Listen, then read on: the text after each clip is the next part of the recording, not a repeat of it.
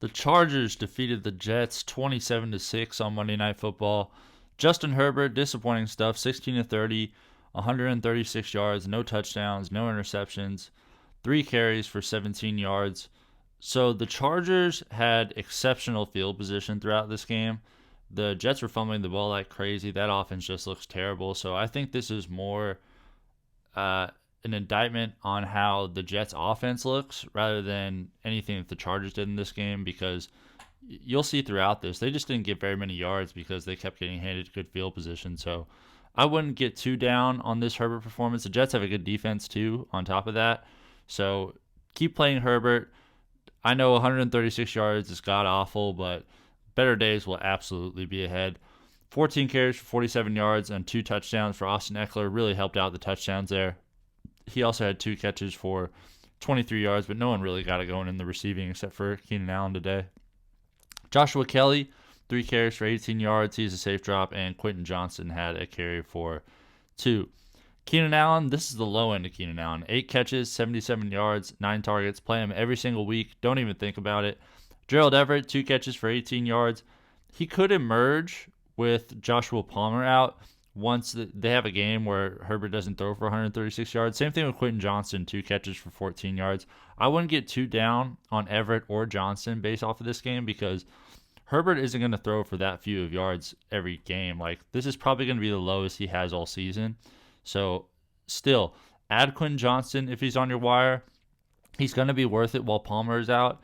And Gerald Everett is a decent speculative ad, but there's been some tight ends playing well here recently, so I'd understand leaving him on the wire.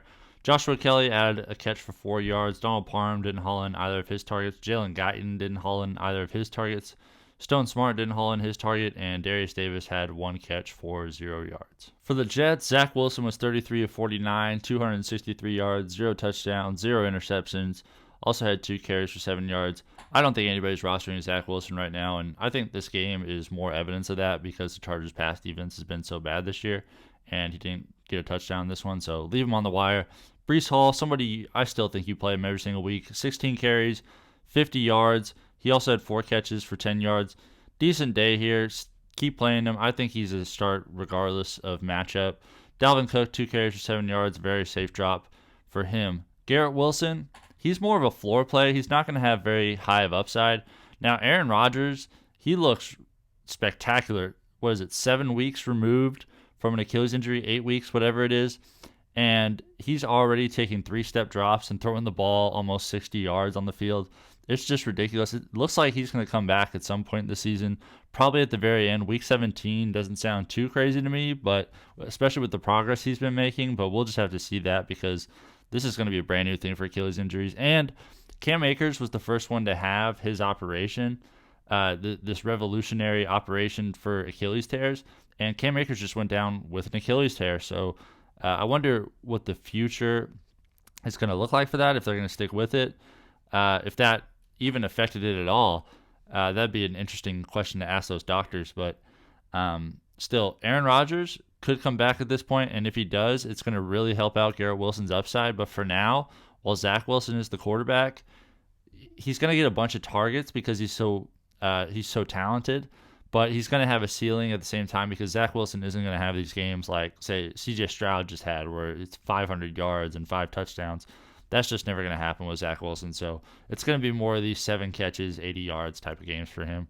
Tyler Conklin, 6 catches for 66 yards. He has a really strong connection with Zach Wilson. You could do a lot worse as far as tight end ads with him. He's kind of in that Gerald Everett sort of realm for me. Xavier Gibson had 2 catches for 32 yards. Michael Carter, the running back, had 6 catches for 24 yards. Alan Lazard, 2 catches for 18. CJ Uzomah had 2 catches for 11. Nick Bawden had a catch for 7. Jeremy Ruckert had a catch for 7. Super evenly distributed here. Once you get past Zach Wilson, like a lot of guys, very similar output. Malik Taylor had a catch for 7, and Dalvin Cook had 2 targets, 1 catch, and 1 yard. That's going to do it for me, guys. Thank you so much for watching. Please like, comment, subscribe.